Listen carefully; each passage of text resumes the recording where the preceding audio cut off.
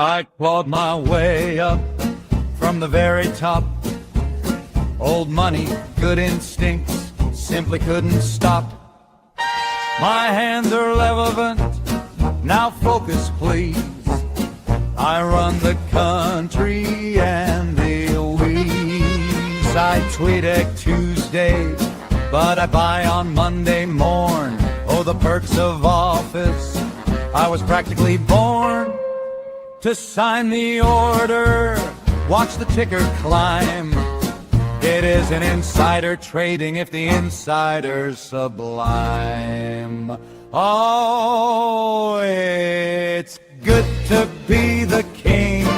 It's good to be me. I set the policy and I collect the fee.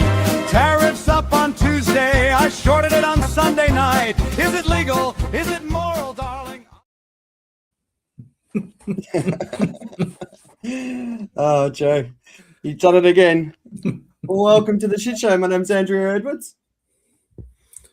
My name's David Coe. I don't know what happened there. Sorry about that. I'm Richard Busolato. Today in the bottom right. And my name is Joe Augustine. Yet once again, a very warm welcome back to the Shit Show. It's the only program that's airing on a Wednesday or a Friday afternoon, beg your pardon. Because honestly, by the end of the week, the news has already done enough damage, and we figure you deserve somehow, somewhere to process it. Today's episode is, shall we say, thematically rich. We've got Ebola, collapsing glaciers, a Super El Niño, humanitarian funding in free fall, and somewhere in there, an Olympics where the drug cheats still lost. And it's just the usual. But before we get into all of that, we have a genuine privilege of speaking with someone who doesn't just read about the world going sideways. She actually shows up, rolls up her sleeves, and does something about it.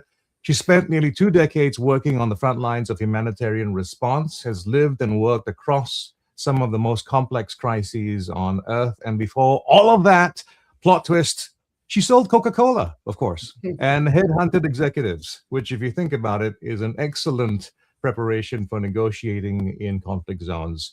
She currently serves as director of humanitarian strategy and delivery of one of the world's most recognized aid organizations. Today, though, she is absolutely categorically 100% not speaking on their behalf. These are her views, her insights, and frankly, her battle scars. She's a leader in this field, and at a moment when the world's most vulnerable people need champions more than ever. We are, shall we say, bloody lucky to have her on the show today. Ladies and gentlemen, Nicola Upham. I'm now embarrassed already. It's that Thailand sunshine. That was a very lovely introduction. Thanks, Joe. Slightly over-egged potentially, but very nice.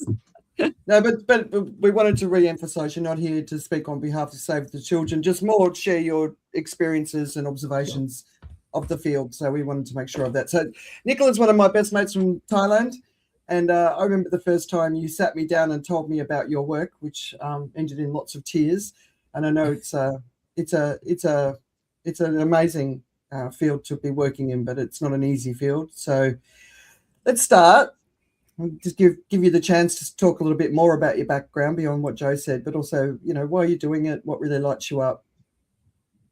Yeah, sure. Well, first of all, thank you very much, all of you, for having me on the show. Andrea has been asking me for a while, and I've been politely declining. But anyway, here I am today. So thank you very much. What do you want to know? A little bit about me. So yeah, as I've got a really random, eclectic background. I'm from the UK, but I've lived outside of the UK longer than I've lived in the UK, as it were. And yeah, I started my career post-studies in sales for Coca-Cola. So one of the world's biggest companies, hardcore sales around the streets of South London in the 90s. And from there, I moved to recruitment, which is also hardcore sales in the city in London, also in the 90s, when people were still talking about the millennium bug and all of this kind of crazy stuff. moved out to Australia to work in recruitment for about 7 or 8 years. And during that time, I kind of realized that I wanted to do something different. I'd always enjoyed traveling. I did a geography degree at university where you kind of learn about the world as it is. And then I'd been lucky enough to travel on several occasions quite extensively as a backpacker and seen a lot of different places. So I had already a good sort of understanding of what the world looks like, how the world operates, but albeit from, I guess, quite a privileged perspective. And I decided I wanted to do something different. So I went back to university in Australia and did a master's degree in international relations. And at the same time, started to do some volunteer work with a family who had fled Iraq in the aftermath of, I don't know what you'd call it, the shit show that was Desert Storm, etc., etc.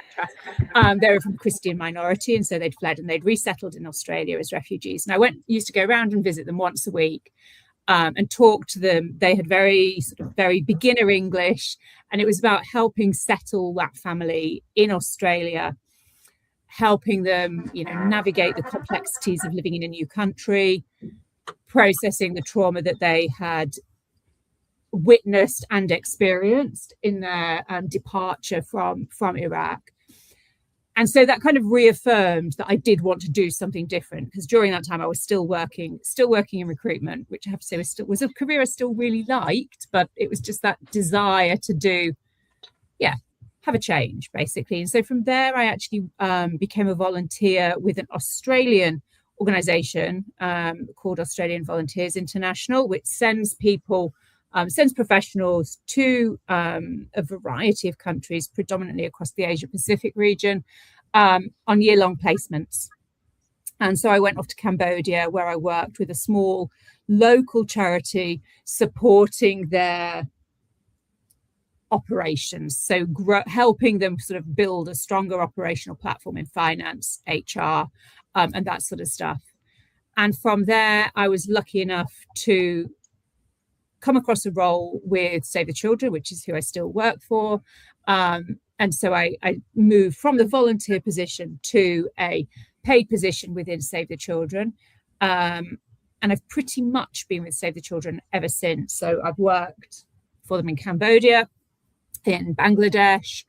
I had a role for about 3 or 4 years where I was an emergency responder myself, so I would go out to different emergencies. And so during that time I worked in places like Eastern Congo, which people will have seen hopefully on the news. It's not getting the press coverage it should be getting, but anyway, in terms of the Ebola crisis that's happening. So worked in the Congo, worked in Somalia, worked in Iraq, which was a really interesting experience because I knew the family from Iraq. Where else? Vanuatu, worked on a cyclone response in Vanuatu. So a real varied group of different countries, and kind of I grew with the organization. And so now I run the team of those individuals that go out to responses all over the world on the front line, including a health unit that we send out to health crises wherever they are. So that's a little bit about me. I hope that's not too much info.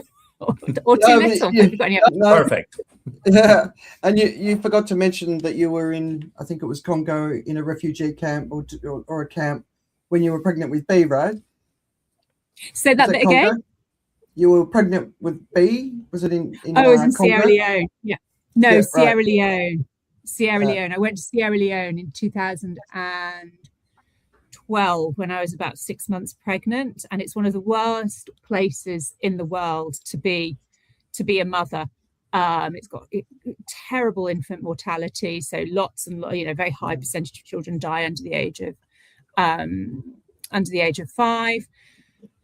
But I decided I was going to go because I was like, well, there's no reason not to. I was fit, I was healthy. It was a relatively easy pregnancy, and women in Sierra Leone, they managed to work there. So I spent about 2 months in that country, traveled around a little bit, and a really amazing experience. Was looked after incredibly well by the team in the office. Basically, just had a really, really enjoyable non-stressful experience.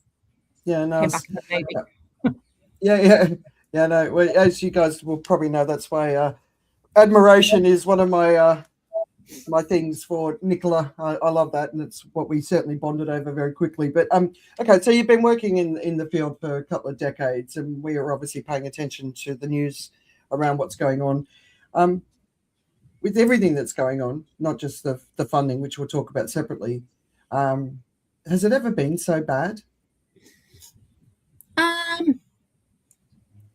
Look, I mean, I guess the way I try and see it is bad, but I think if you're going to work in this sector, you have to work in it with a very positive mentality, because otherwise I think it would break you, to be honest with you. So I think it is incredibly bad at the moment for, you know, reasons that you've already mentioned. You've got the funding crisis, which was sort of kickstarted by the Trump administration and by the US withdrawing a lot of funding and closing down USAID. But that had a knock-on effect. So it's not just the American government that isn't funding. The funding has reduced globally. So there's that. There's obviously the climate crisis that's placing increasing stress on people on the margins, let's say. But then there's also really loads of really good stuff that happens. And so in a weird kind of way, even though funding is reduced and big NGOs don't necessarily have, so big charities don't necessarily have the funding or the staff capacity that they would have had 18 months ago to be able to deliver on everything that they might want to do, in a kind of perverse way, that's creating a bit of a space for national societies, national civil societies, and smaller local organizations to step into and to grow into, thus giving people that work for those organizations more opportunities. And it's often the people that are working for those organizations that know the context the best. They know what needs to be done at a grassroots level. So yes, it's really tough, but there are some bright things that are happening as well. And so I think how I try to approach it is to keep that all in perspective, because otherwise it would be incredibly depressing to get up to go to work every day. Yeah. It reminds me Nick Kristof and his wife Cheryl, I can't remember her surname, Half the Sky, and it talks about a lot of the local sort of work that's being done, which is often even more impactful. When you look at all the issues that we're facing in the world right now, and it's obviously war, climate change, food security, medical support, a lot of which has gone with the cuts. What are you seeing as the biggest issue that's happening in the world right now? I mean, I think that, right, maybe there's two things. The first thing is, I think a lot of the smaller crises get missed. So when funding becomes tight, sure enough, your big crises may still attract funding.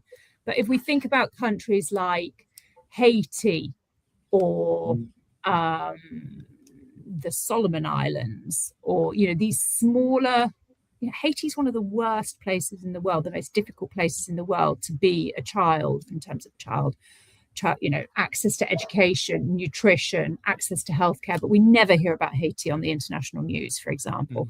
And so one of my worries is that we get, as a sort of a global community, we focus too much on the big crises, and then lots of the little ones get completely missed. And actually, if you add up all of those little ones, they're bigger than that one big one. So it's sort of looking, how do we put that into perspective? And then I think the other key thing is, you know, it's migration, I would say. You know, when people are on the move, they are so much more vulnerable than they are when they are, you know, they're in one place. You know, kids get separated from their families. There's no access to education. There's the basic things that a human needs become much, much more challenging. And so there's, for example, I know that there's a massive caravan moving through Mexico at the moment, with several thousand people, walking on a daily basis. And the heat there is incredible. And so the dangers of that sort of being in that sort of environment and in that sort of context are sort of magnified. So yeah, they're the sorts of things that I think are particularly challenging at the moment. Yeah, it's so interesting, especially on the edge. I mean, when we think about it from the children's front, all of these extreme events that are happening around the world at the moment from a weather perspective or a climate perspective, kids can't go to school. If they're not getting educated, they can't move forward. And it's not just a week here, a week there. It's becoming big chunks of time, or the school gets washed away or that sort of stuff. And, that's long-term issues for a country when its children aren't being educated. So we were talking about the cuts, right? And we don't want to get political because I know you don't want to go there. But just look at the Ebola crisis. What is that actual impact on the ground? So we're hearing of, I think it's between 500 and 700,000 deaths so far just because of USAID being cut. There was a video of the former head of the group saying Musk did it just basically to soothe his ego. It's like the thoughtlessness of it. Children being born, HIV was starting to become under control. Now it's out of control. Children were being born. There's no medication. They've got a chance of dying. Help people understand what these cuts, because I know the UK has really cut back. It's like all these countries that have gone out there and pillaged the global south have now taken all of their money and the responsibility away from the global south just at the time when they need it. And what's it like, for the people on the ground working to help, but also the people who are suffering? I mean, I think the reality of it is there isn't as much money in the system, therefore things have to stop, as in organizations can't deliver as much as they historically have been able to. And there is therefore the associated risk of that, of still trying to deliver what you've always done, but not necessarily having the funding or the capacity to be able to do that. And so the quality of work and the quality of assistance that's provided is at risk of reducing. The reality of it is, and I think this is maybe something that goes unnoticed, is sure enough, head offices of the bigger charities cut headcount. Probably, I don't know, I'm guessing by about a third, let's say, across the whole of the sector. But what I think goes really unnoticed and not talked about is so did all of the offices where people, where we deliver those programs. So, for example, if you think about the Congo, many of the larger charities in the Congo will have had to lay off loads of their national staff. So it's not just about people like me sitting somewhere nice in the world losing their job. It's actually about people on the front line working in, Somalia, working in sub-Saharan Africa, working in the Pacific, where they might be the only breadwinner in a family, losing a job. So you've got that challenge of people engaged in the sector losing a steady revenue source, kind of those people that are involved in the front line. And then you've got the really tough decisions as to, okay, we've only got a finite amount of money. What do we do with that? How do you prioritize? And I don't know the answer to this. How does an organization prioritize? Well, we're going to use our funding to deliver a nutrition program in Bangladesh or deliver a nutrition program in Pakistan. Like you can't do both. How do you make those decisions, and how how that feels to not actually be able to provide the help that people need, and that impact is really significant. I don't have an answer for it, unfortunately, but that is that's the reality. We get people go through the process of what do we need to stop doing, what do we need to say no to, which isn't the normal mindset of people who work within the sector that I work. The normal mindset is, what can we do? And, you know, you hear things like do more with less. Well, it's pretty difficult to do more with less. How can we be more creative? And I think, again, there are positives. You know, we can look at some of the benefits that AI can bring, and that can help in certain ways. You know, we can look at, as I said previously, looking at how we work, we work more closely. So instead of, in our case, for example, instead of Save the Children being the doers, being the delivery mechanism of a particular piece of support or assistance or aid, we just provide the advice to a local organisation who, again, they know the context way better than Save the Children do, for example. So how do we support? So it's about changing how we operate and changing the mindset maybe of how we operate to be able to step back more, which I personally think is a good thing to be doing, and empower those organisations and those individuals closer to where, you know, the work is happening. But the reality of it is, if the money isn't in the system, we can't do as much. That's the really plain and simple answer. It must be incredibly heartbreaking. I'm going to ask the guys to see if they have a question after this. But most people, if you don't know, Nicola's favourite country on the planet is the Congo. You'll have to tell us why. So we're obviously seeing this Ebola outbreak and some of the emergency sort of messaging that's coming out of health professionals around the world. Looks like there's big concern. One of the issues with this particular area of DRC is it hasn't had an Ebola outbreak before, which is why the people are reacting the way they are. They don't have the heritage and the history of dealing with Ebola. So, you know, we're seeing the tents getting blown up. So I know that you're not an expert on outbreaks like this, but based on what you're seeing and understanding, because I know your news feed is basically anything to do with humanitarian work, right? But based on what you're seeing, what do you think are the key issues that have gone wrong here? Why are we in the situation we're in? In DRC specifically? Just with this Ebola outbreak, yeah. Yeah. I mean, I don't know if we've actually gone, well, as I said, I don't know if we've gone wrong.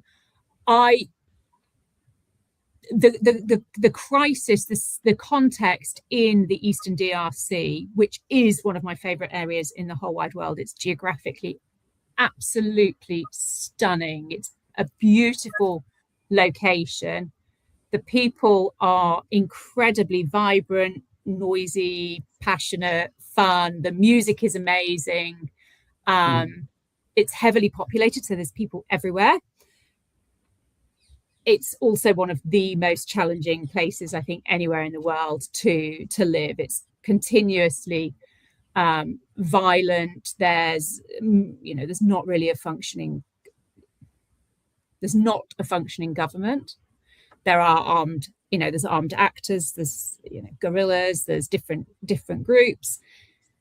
Rape is used as a weapon of war and all of this sort of stuff. It's an incredibly difficult place that had been making strides to improve, but a few years ago the crisis really bubbled up back to the surface again.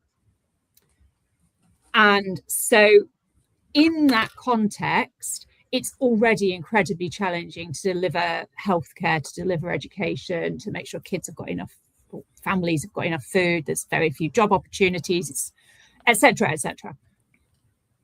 And so you've got that, and then now layered on top of that incredibly fragile context, you've got a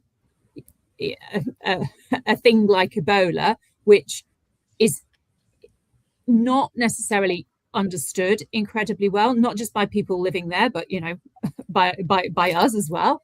And so you've got one of the most fragile contexts in the world now going to have to grapple with one of the most aggressive illnesses in the world, and how are they going to be able to do that? We're talking about a location where the roads aren't sealed, they're all dirt roads, but it's very mountainous, so the roads are single track dirt roads, where, there's landslides, it rains a lot, it's the rainforest. It's an incredibly difficult landscape to move around in.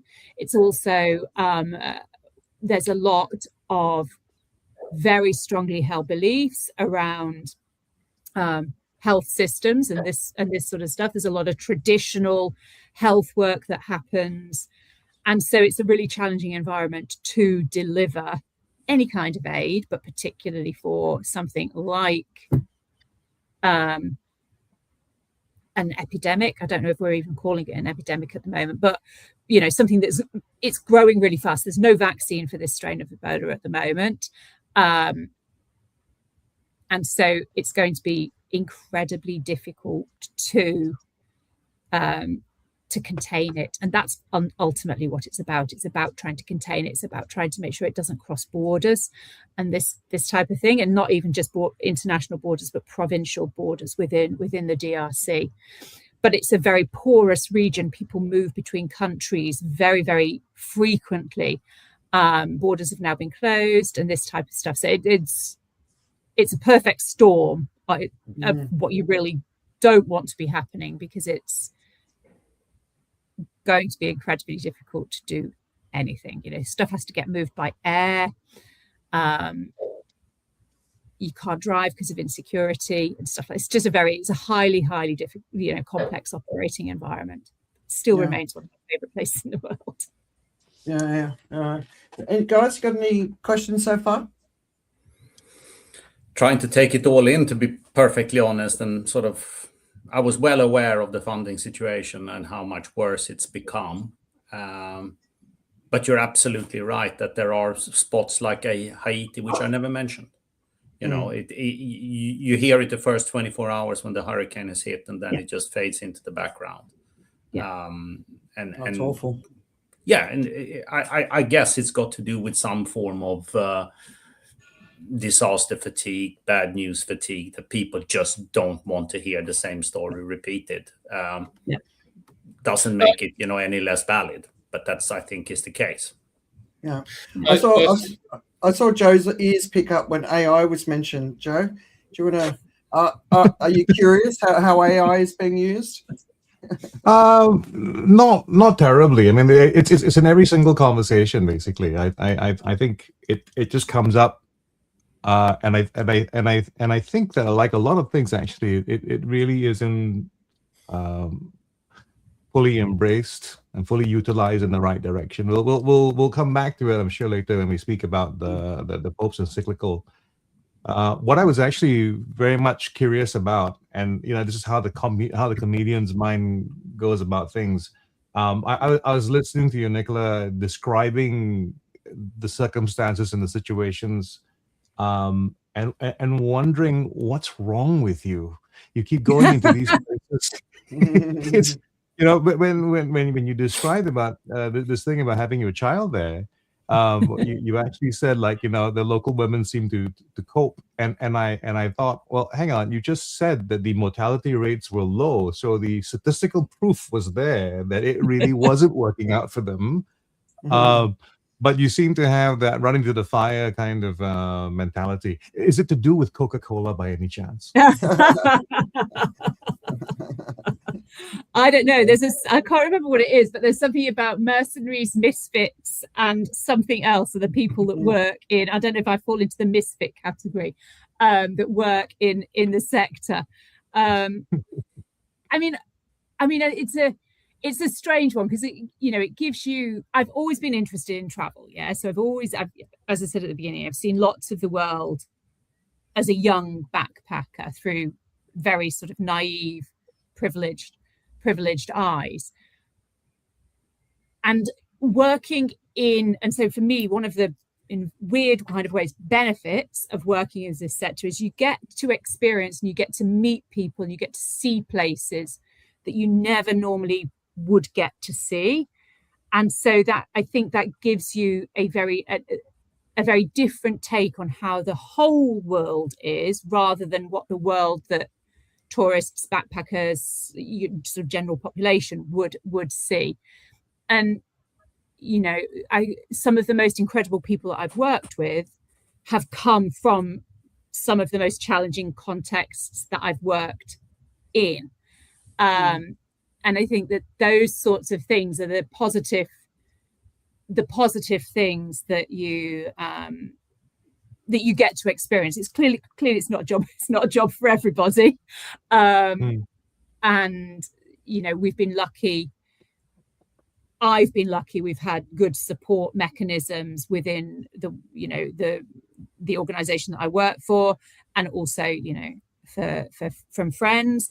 You come home from somewhere like that and you blow off steam, or you go off and you kind of hibernate for a week and just sort of decompress. And you can always make the best of things. I remember many years ago when I was actually in Bunia, which is where the Ebola is at its kind of strongest at the moment in Congo, and I turned up at somebody's house they'd invited me over for lunch, and I walked in, and it was this beautiful house, and the people that had been living in the house had created their own vegetable garden, so we had a really lovely fresh salad. You can get really great cheese in DRC because there's cows everywhere, so there's really good cheese. And they produced a bottle of red wine from somewhere. God knows where they got it from. And we had the nicest kind of relaxing weekend lunch that you just never would expect. And so it's those and that's 15 years ago or something like that. Those sorts of moments stay with you, because in the midst of chaos, you can still kind of seize your moments. I mean, I remember I spent quite a lot of time in South Sudan as well, and on really, really remote field bases that you have to fly into by plane. You can't get there by road. And so I was on a compound and you're living in a tent. But I was at the time trying to keep fit and running, and I would run up and down the airstrip in an evening after work. And the local women must have thought I was absolutely bonkers. I don't know how much you know about South Sudanese, but they're very tall and they're very good runners. So by the end of my sort of month-long stint in this village, like half of the women in the village were coming for a run with me, but they were all so much faster than me and so much better than me.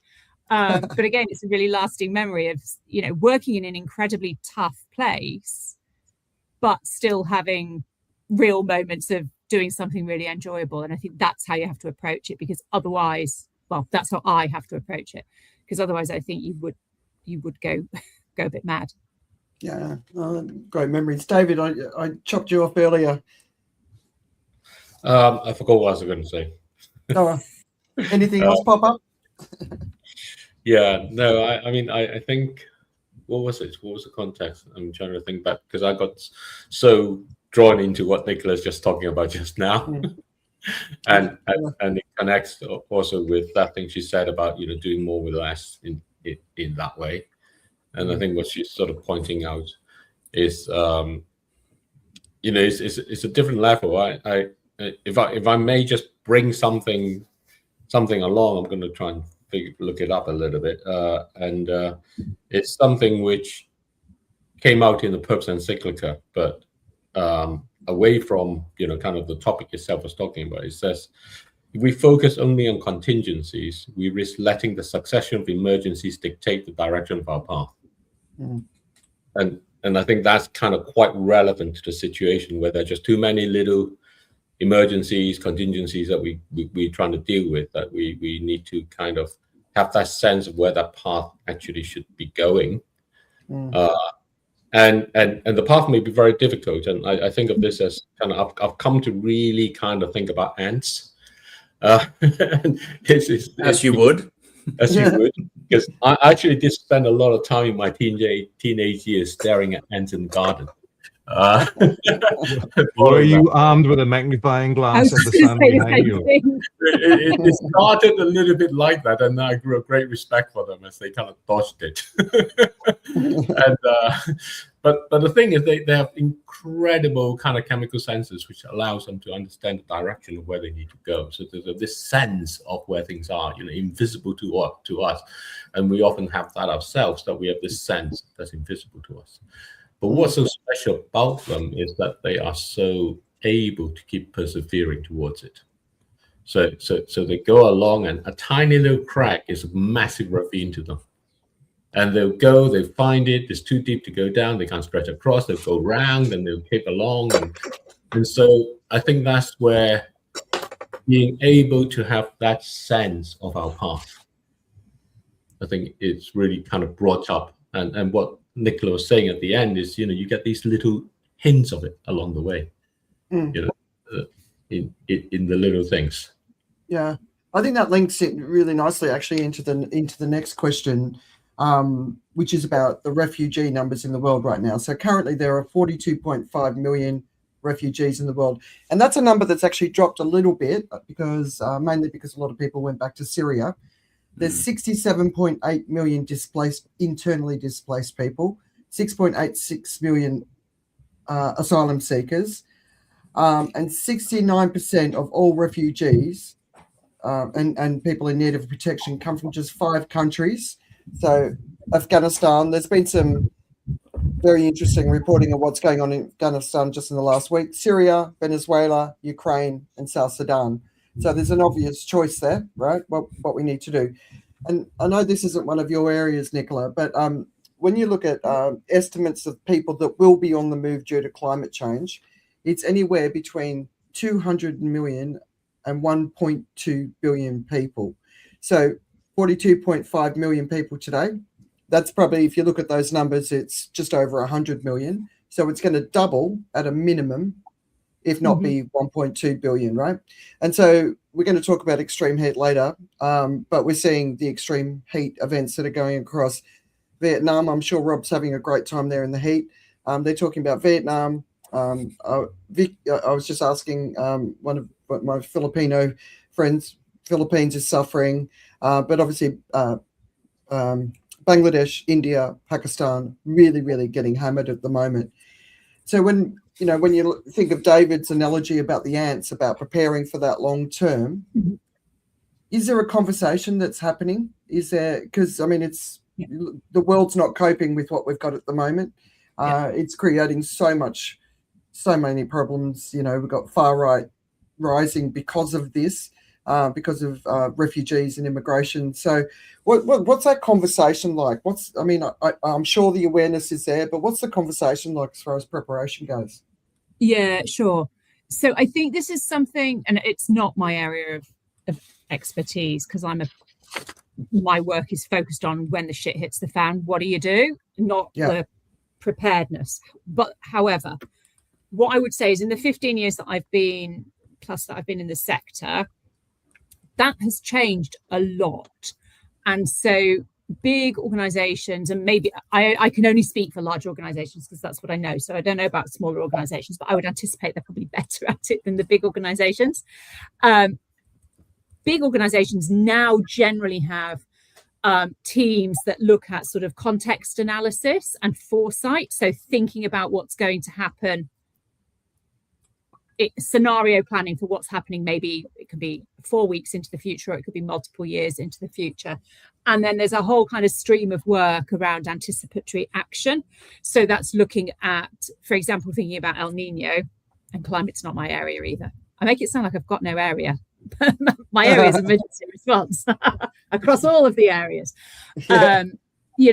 Anticipatory action is thinking about what's going to happen, basically using that analysis, using that contextual analysis to plan and make preparations for events that may or may not, and what is the probability of those events happening in the future.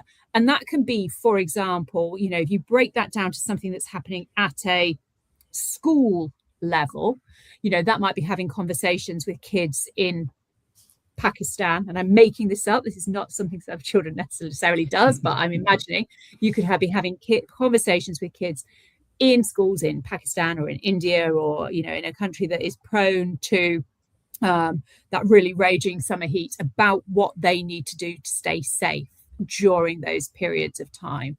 And so you bring it back down to a real sort of on the ground grassroots level. So we've big organizations have both ends of the spectrum. They have that foresight analysis and contextual analysis. Then they have the anticipatory action, so anticipating what you would do. And then you have the preparedness component. So that might be pre-positioning stock, for example. It might be pre-positioning, pre-positioning materials that will help during, for example, a heat wave. And then you have the training and the capacity strengthening and the talking and the building skills and knowledge at a community level to enable and help communities look after themselves and prepare to be able to look after themselves. So the conversations do definitely happen, but I think they maybe, I think maybe they need, it's not an area that gets very much funding, is maybe a better way to say it, in my understanding. And so it's, if you think about fundraising, somebody said it about donor fatigue, and it was about Haiti, not necessarily giving to governments or individuals, giving to those kind of crises.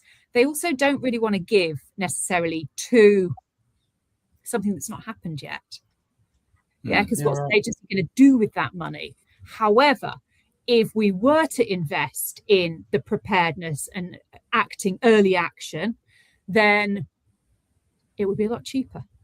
So actually, we should maybe be looking at where we're putting the funding. Donors should be looking, and I'm sure they are, but maybe this is an area that should really be focused upon, because the prevention's better than cure.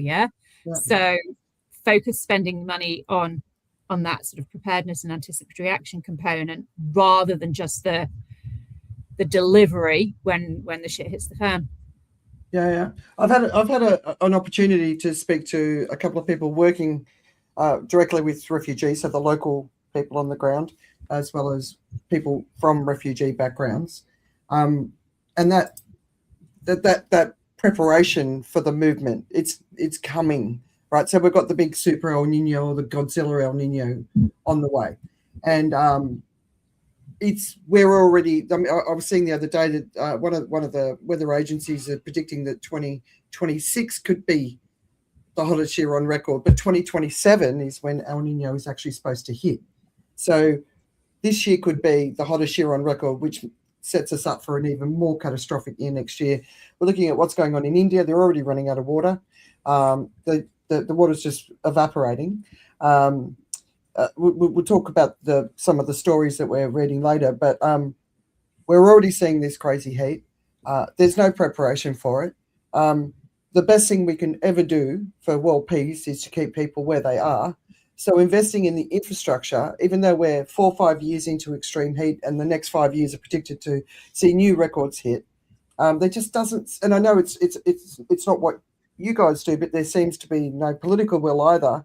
Like, if we want to secure our future, and if we want peace, if we want, as good a life for everyone as we can get, then the work has to be happening now, but it's just not.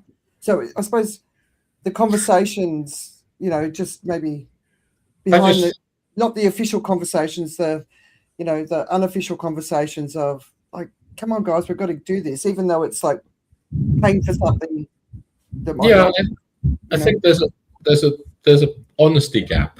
I don't know how that happens. Sorry, I've got really bad thunder in the background, so I don't know if that's causing any. It is thunder. It's David speaking. Sorry, I moved everyone off somehow. I was saying, I think there's an honesty gap, and there's this thing about kind of trying to present us what it should be and what and failing to be honest about what it is. And that failure, that gap, makes it harder to achieve what Andrea and what Nicola's talking about. Is it a lack of imagination gap? No, it's not a lack of imagination. It's overemphasis on how the world is. I just saw this thing on this video made by FT about Suriname, which is the new budding petrol state, and they interview all these people from the ministries, from the indigenous people there, from people living deep in the rainforest and all the rest, and they all basically say how, as they become the country with the highest wealth per capita, which is what will happen with the oil extraction, they'll all be really nice people. They will be the best rich people you ever see in the world. And so there's all this sort of presentation of how it will all be fine. Well, we're all perfect because we, of course, are better than everyone else, and we would never be like those other bad rich people. And the reality is that, as Nicholas saying, it's no money. That's dwindling along. The reality is the hardships and the constraints are getting harder, and the reality is we don't actually accept it, which is what Andrea's talking about. We are not actually accepting that's the reality. What's happening is we're actually throwing ourselves to say the reality needs to be that, but we have to start from where it is. I mean, a lot of what Andrea's talking about is kind of very harsh. This is the reality. I mean, she lives through all that, but the rest of the media and everything else. I was having a conversation yesterday with a friend, and we were talking along about sort of toxic politics and stuff, and he was saying, look, he really sees the media as having a large role in this. It's not just about allowing items to slip out of the news. It's the focus on things that really should be giving air to. There's so many things that are going on that actually touches our lives, are relevant to our lives, than a lot of the rhetorics and kind of toxic banter that goes on that gets reported about. Yeah. But yeah, so what's it look like on the inside? Those behind doors, closed conversations. Can you hear us, Nicola? Yeah, say that again, Andrea. Yeah, those behind doors conversations. What are they like?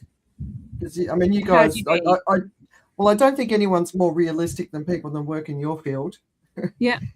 They don't pretend everything's perfect and rosy. They just do everything they can to make things work. So, looking at what we've got coming up versus what people are willing to fund and governments are willing to fund. How do you guys think about that? How do you talk about that? I mean, I think that it's last year was a reality check for the whole sector. Funding had been declining, and and I think that it has given rise and it has given opportunity and space for different sorts of conversations in terms of how to do things. So it's not about necessarily what we would call direct delivery. So that's not an aid organization like Save the Children or like Oxfam or World Vision, one of these big organizations actually going to places and actually delivering aid, as it were. It should. A lot of the conversations are around what's being being called as shifting the power. So that's moving the power from organizations like Save the Children and shifting it to where it should be, which is kind of on the front line with people in particular, where people live. Yeah. And so that's happening. And I think, and that's gaining momentum. And I think there's a massive argument to say that we're too late in doing that. We've started it too late. But it is a step, a big, important step in the right direction. And I think that has been expedited by the funding crisis. It's kind of, which isn't necessarily the right reason to be doing it. But hopefully the end result can be a positive result, because there's much more, as an outcome, there'll be much more agency and much more, the power will have been shifted from northern NGOs like Save the Children or Oxfam or whoever to, civil society organizations.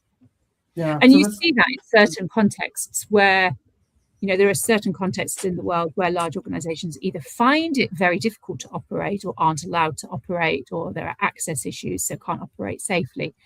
And so it's always incredible to see in those locations what can actually be done and is being done by smaller local organizations, not even formal organizations in lots of contexts. So yeah, I don't know if that quite answers the question, but hopefully... no, I think it's a really positive one we've got here. So but they can fund wars instead, of course.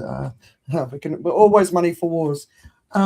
Okay, so I know that you're actually quite busy at the moment, so I figure is the mood within the organization. So it sounds like there's I'll give you a break off the main screen. So it sounds like there's been a bit of a rethinking, which is not necessarily seen as a negative thing, and potentially the future could be your roles change to be advocates for the people on the ground acting locally, as well as supporting them, but being also advocates to governments and to philanthropists and people who could potentially support, right? So that education role, but advocacy as well, I think, is an important one. So that sounds like a positive, and from everything I've read in our conversations, I think that's it's a good move. But for you personally, and for your team, it must be hard doing the work you're doing anyway. And you were talking how you had some fun. By the way, Nicola's very tall, so if she's saying the Somali girls are tall, they must be giants. Or Sudanese, sorry. But yeah, so how do you keep going? How do you keep your sort of energy levels up as you move forward, looking into a more bleak future? Gin and tonic, white wine. I know that's true. Because I think you can. I find it on a personal level still relatively easy to see the small good things. So the little changes that people can make, or the little bits of impact that either I can have or my team can have, or I think it's really important to hold on to those and to then try to amplify them and build from them, rather than looking at, I would see it kind of going up, like, you start very, very small and grow from there, rather than trying to look at the really big picture and then filter down from there, because I think that would be incredibly challenging, because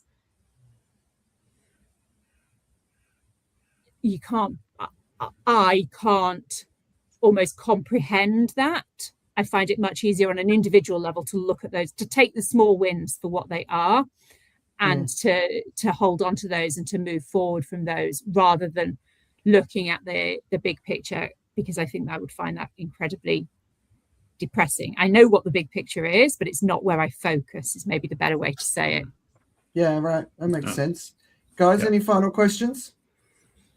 No, I was listening to Nicola earlier, and you were just talking about how we were trying to avoid politics, right? And I think is the problem, because we are avoiding politics, is the fact that charity and goodwill and a lot of it's taken care of by organizations that make it their business to do it, and everything's okay, and so there isn't enough pressure. So you spoke about that earlier, saying that like, because of these organizations, because of the NGOs now having difficulty delivering these things, the governments are having to step in.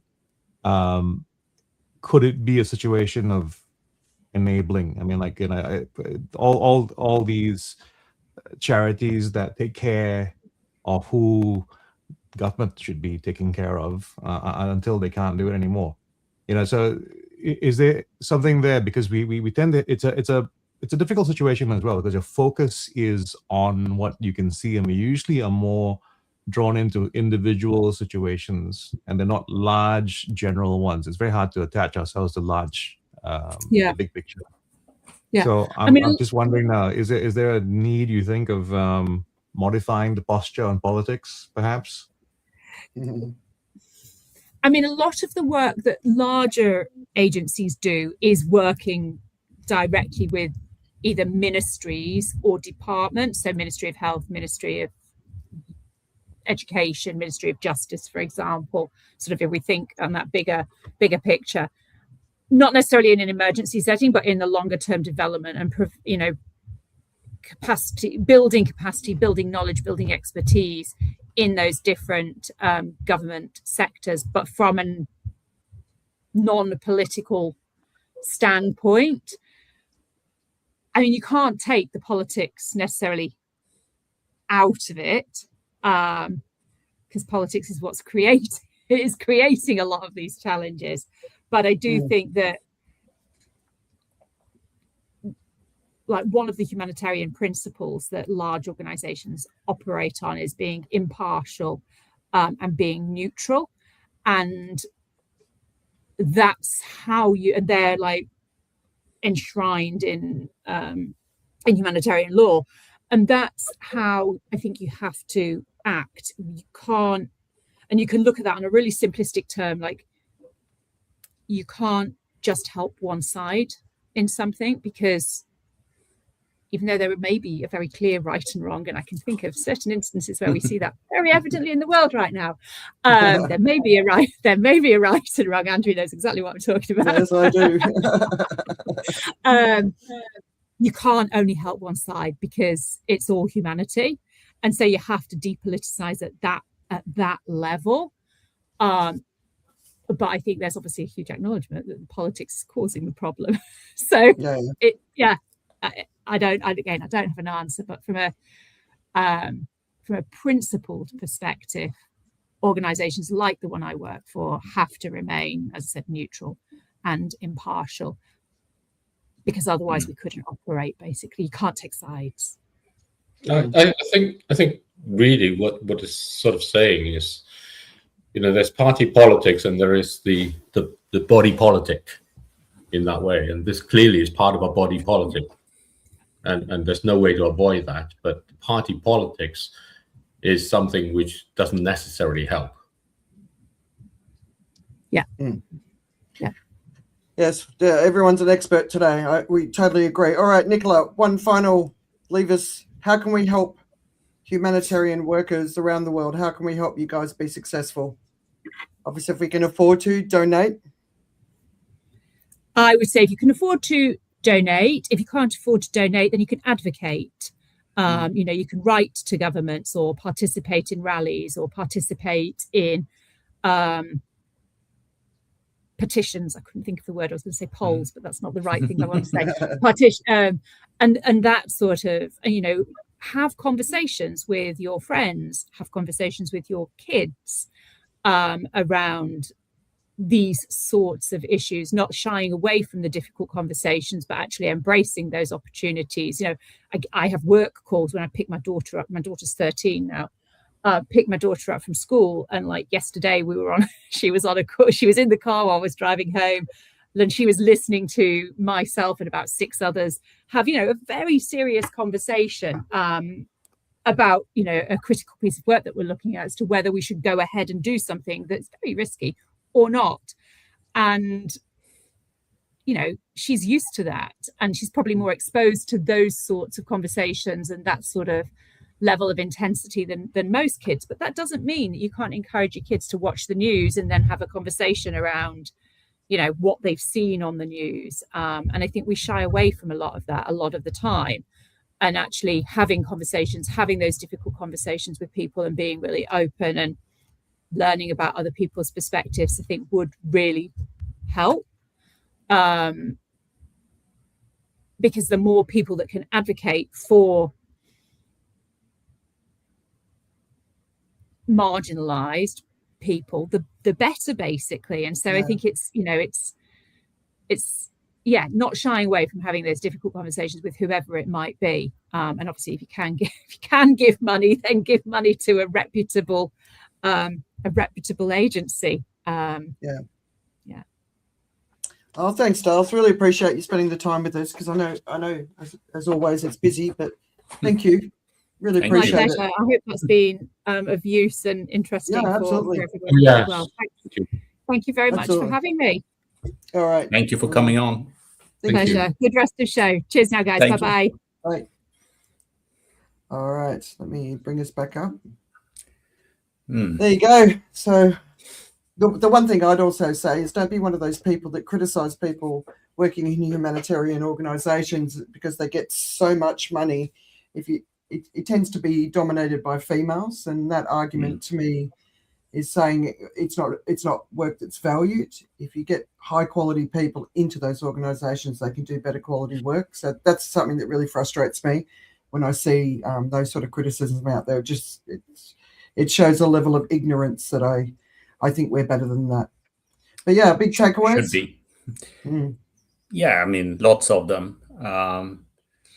One thing that becomes crystal clear when you look at where they operate, and you mentioned it with your numbers, where you have the huge amounts of refugees, is basically you should avoid war at all costs. That's a pretty simple conclusion. Yeah, especially look at those top 5, right? Yeah, it's like, and I think people are, even policymakers are very aware of that, possibly too much aware of that. Because if you look at the kind of disconnect you have, particularly between US foreign policy and European foreign policy, because ultimately they are the bigger donors in the world. Yes, there are a few richer Asian countries, but the rich countries in the world are basically North America and Europe. European foreign policy with regard to all these aspects is totally centered to how can we avoid refugees coming? Because if refugees come, we're done as a society, as a political system. It's totally centered to how Europe operates, votes on these resolutions that are being presented, and projects its fairly limited power, but still. US has a completely different approach because they only have one land border with refugees, and they're intent on building a wall that already is there for large intents and purposes. And they can kind of control it in a way that Europe cannot. Also because up till now, they haven't really focused on the Canadian border. If that was to become an issue, then I think US finds itself in a different situation. But it's very hard to see that happening near term. For Europe, it's an enormous, unpoliceable, uncontrollable border. You have the whole Mediterranean. That is basically an open way into Europe at the moment. So European policy is completely centered on avoiding refugees at all costs. And that means, while it might short-term avoid wars, etc., it also forces Europe into making some really crappy decisions with regard to strategic outcomes. Because they are so centered on the near-term effect of we need to stop refugees coming. Oh, yeah, and we do need to, because of the far right is rising because of it. But are they doing anything to invest in keeping people where they are, or are they just trying to keep them out? Because that's the thing, right?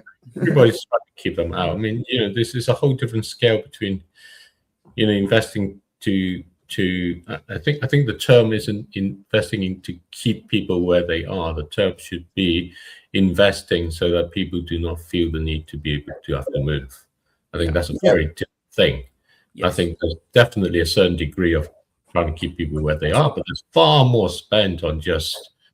A friend of mine in Italy was talking about how the Italian governments are basically going out and are criminalizing people who help refugees in their boats who are sinking off the Mediterranean on their shores.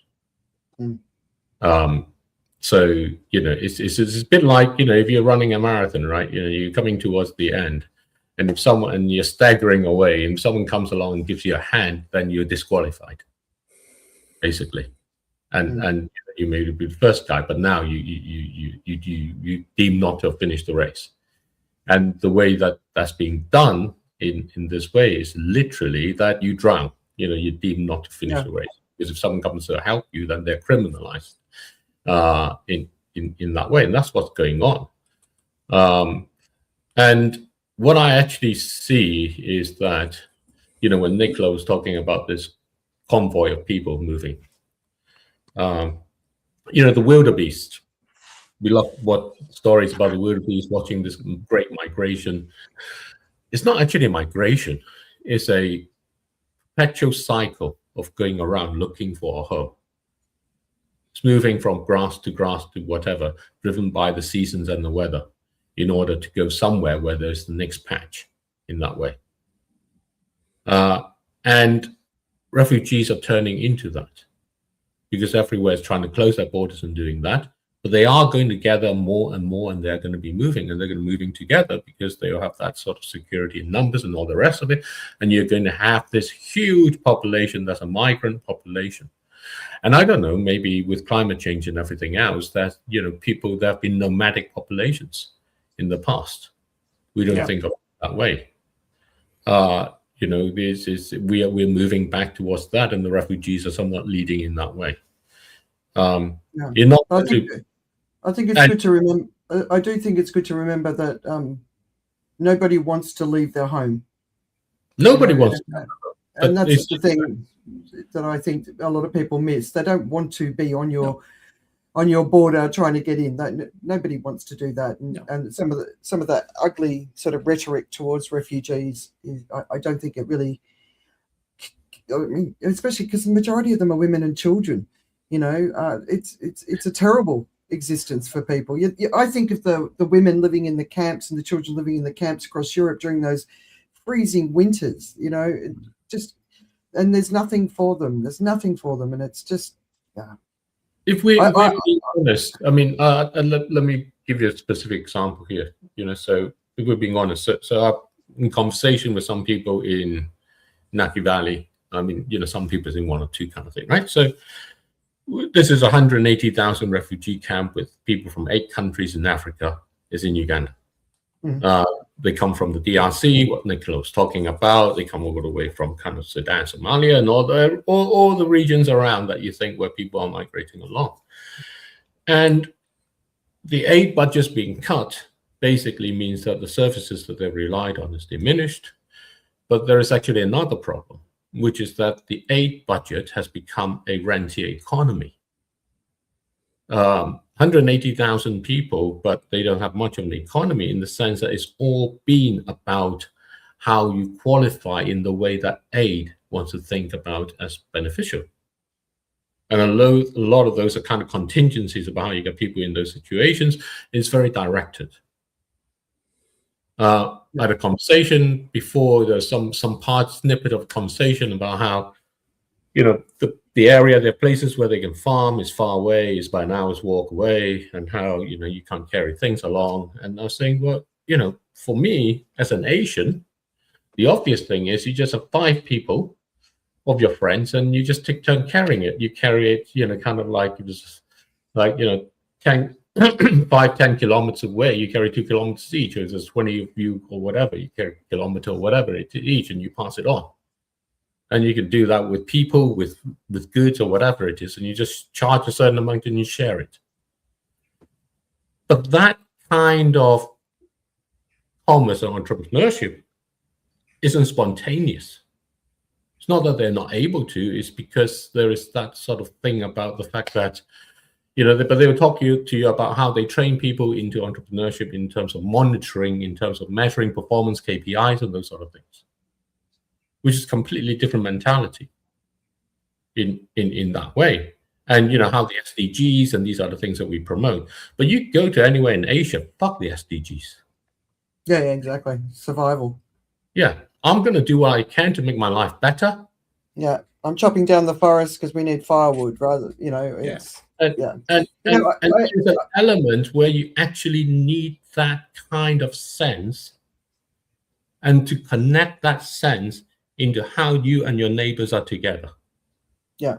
And that independence can easily be corroded, because a lot of these things become a rentier economy. And, you know, a rentier economy is one that collects rent, and the rent you collect is development aid.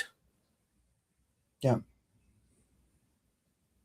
Yeah. All right. So, big topic. I might actually see if I might see if I can get Auja Aaron on, who works with Ugandan refugee camps. I've interviewed him probably a good 1.5, 2 years ago now. So I might see if I can get him back on. Or was he on Climate Courage with us? Do you remember? I don't remember you guys being there. I don't remember.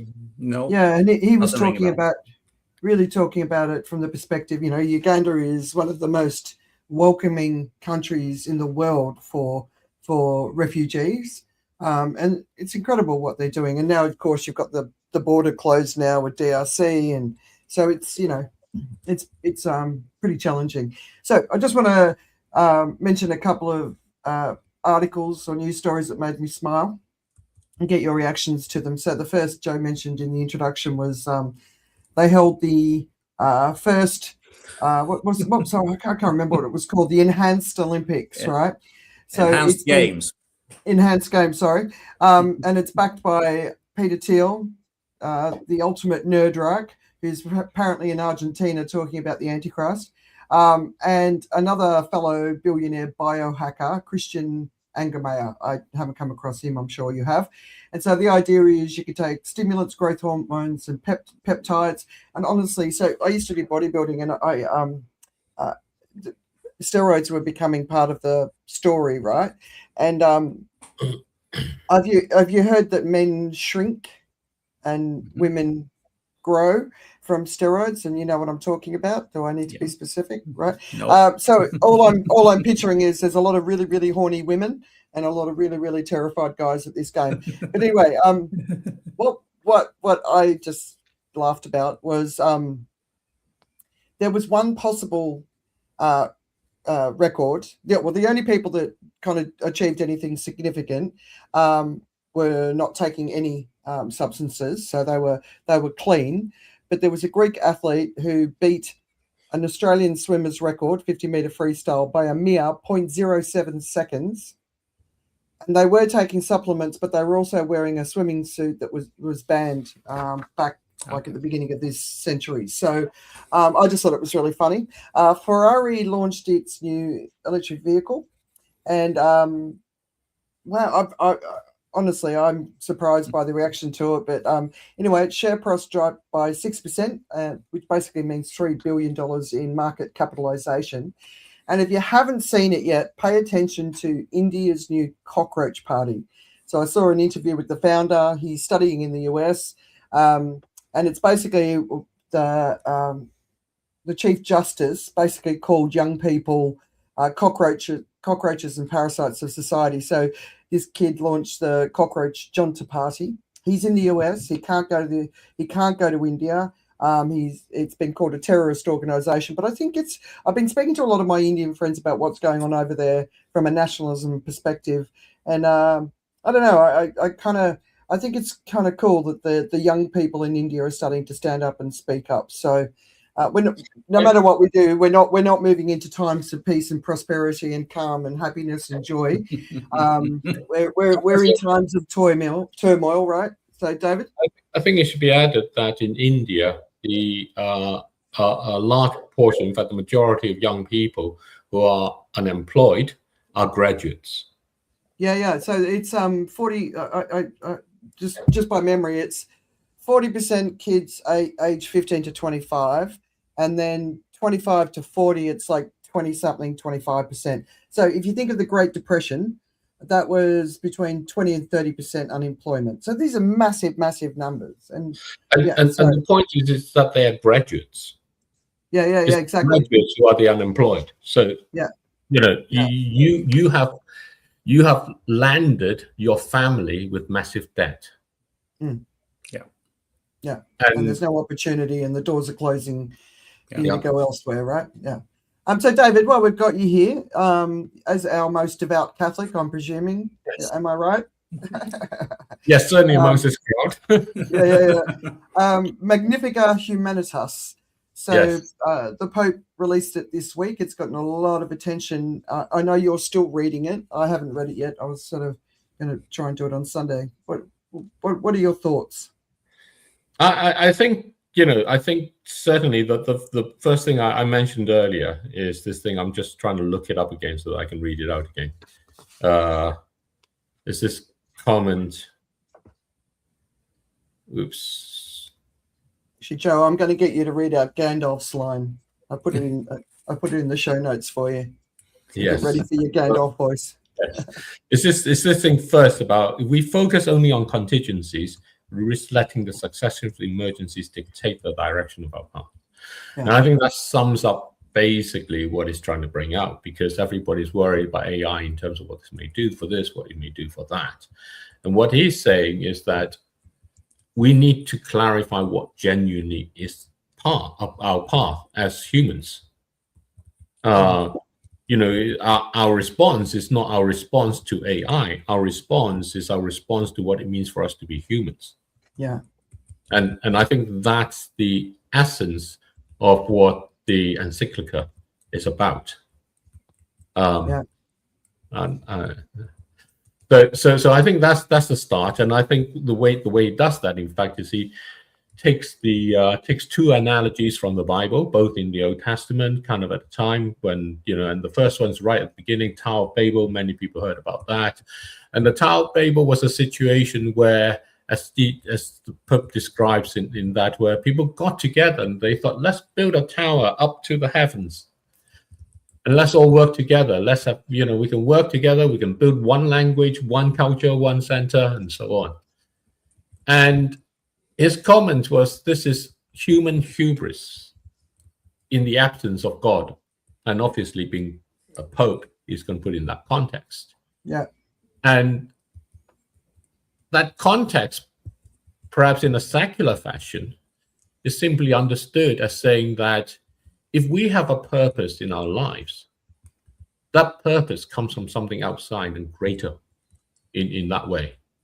And by fulfilling that purpose, we become integral to that which is greater in that sense. So we don't start from us creating that, is that we respond to it. It's a bit like the ant thing that I talked about earlier. That sense that we're trying to do something, we feel it in that way. And so the Pope takes that to say, you know, when we're trying to create this universe, when we're trying to use AI to solve all our problems and say how it will do all those things, we're actually ignoring what we're called fundamentally.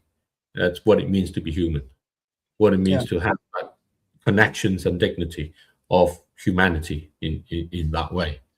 And he gives the other example of a passage in the Bible that I'm not particularly familiar with. It was about how they were rebuilding the wall in Jerusalem. And the guy who was leading this went along and gave each section to different people and says, you know, do that how you will, do that how you will. And they worked together in that way in completing this great wall in that sense. And the essence there is that the wall is built by people working together in their own way, out of their own actions, not by some prescription about how we govern it. And to that extent, what he's talking about is the fanaticism about how we govern AI. You can't govern it. It has to come from the people and how we are and how we respond and how we are. And that ultimately comes from first understanding what we are ourselves. So those, I would say that's what for me it's about, is talking about that. And I haven't, you know, finished reading it yet, so I have a bit more reading to do. Yeah. And Gandalf, I'm trying to find a bit about Gandalf. At the top, I thought we could get a Joe quote. Would you like me to do it?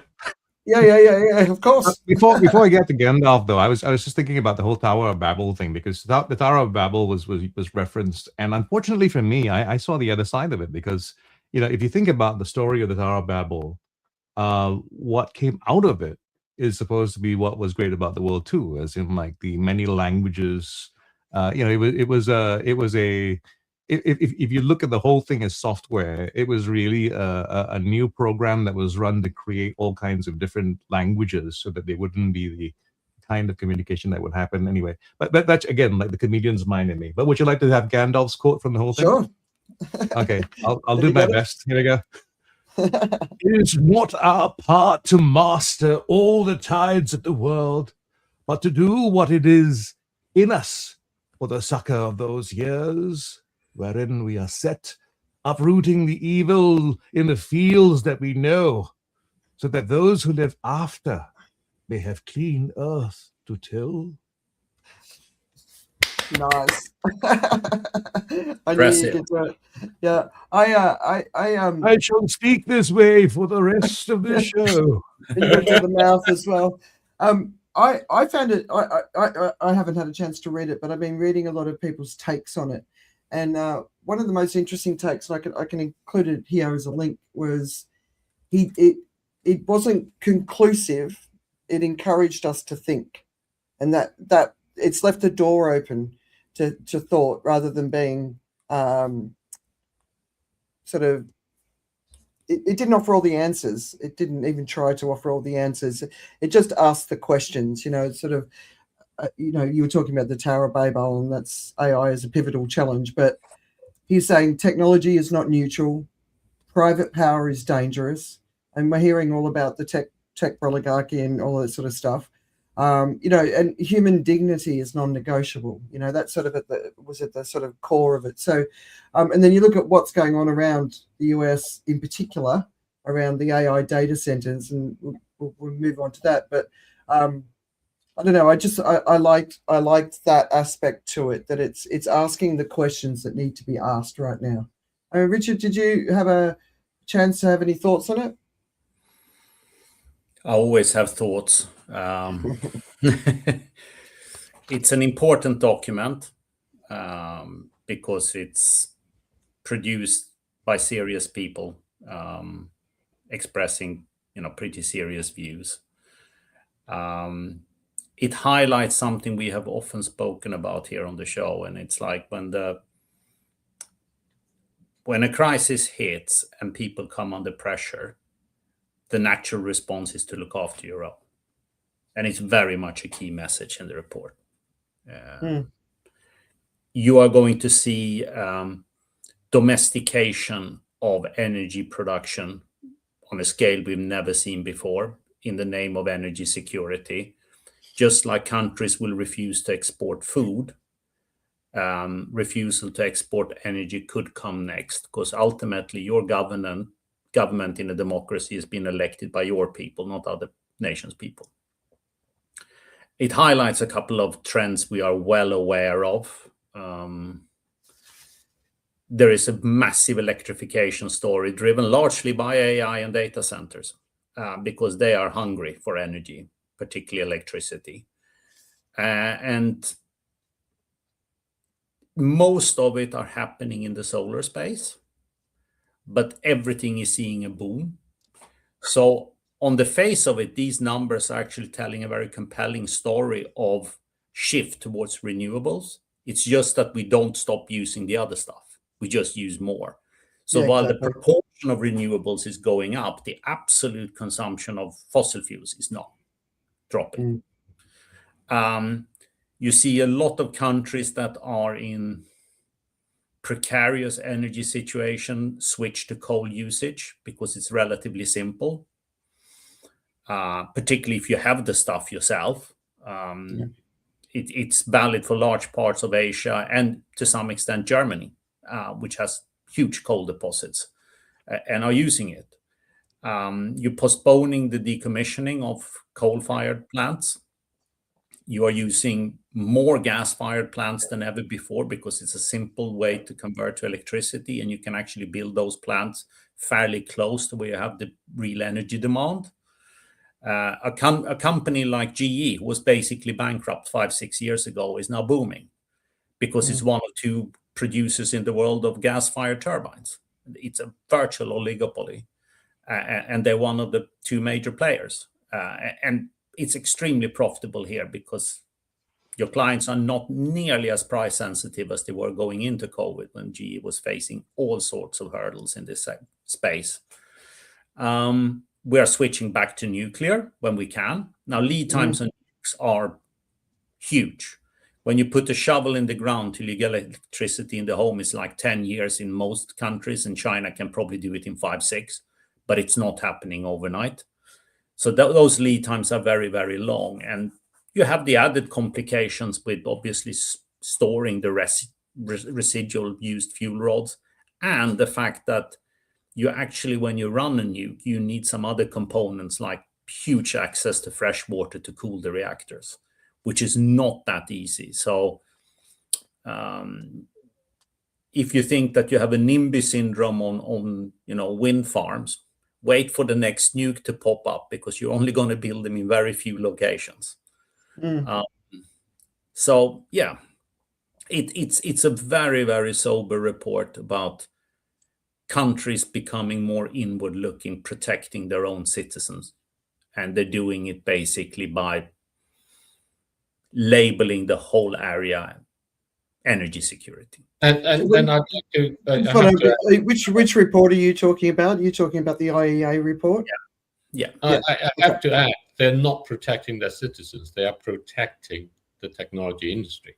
Absolutely. The two are very different. In the name of protecting their citizens, they're protecting the technology industry.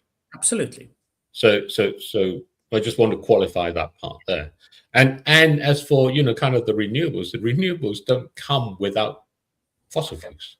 No, you don't scrape mine for or deep mine for your cobalt without a hell of a lot of diesel being used. Yeah, so that will always maintain that. You don't scrape the bottom of the sea and for all those kind of critical minerals as such. So effectively, you are going to see a massive colonialism. Yeah, so I just wanted we skipped ahead to the IEA report, which I've just included here. But I wanted to come back to AI specifically following the encyclical. Yeah. So obviously we're seeing huge protests emerging in the UK, in the US.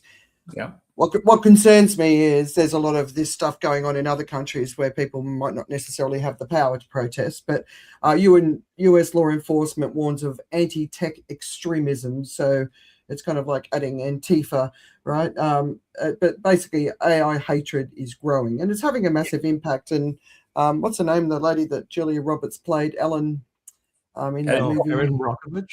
Erin Brockovich, right? So she's put together a map of data centers, and basically what's happening is people are starting to realize how widespread they are and how they're everyone and that is being impacted by them, and that's actually contributing to it.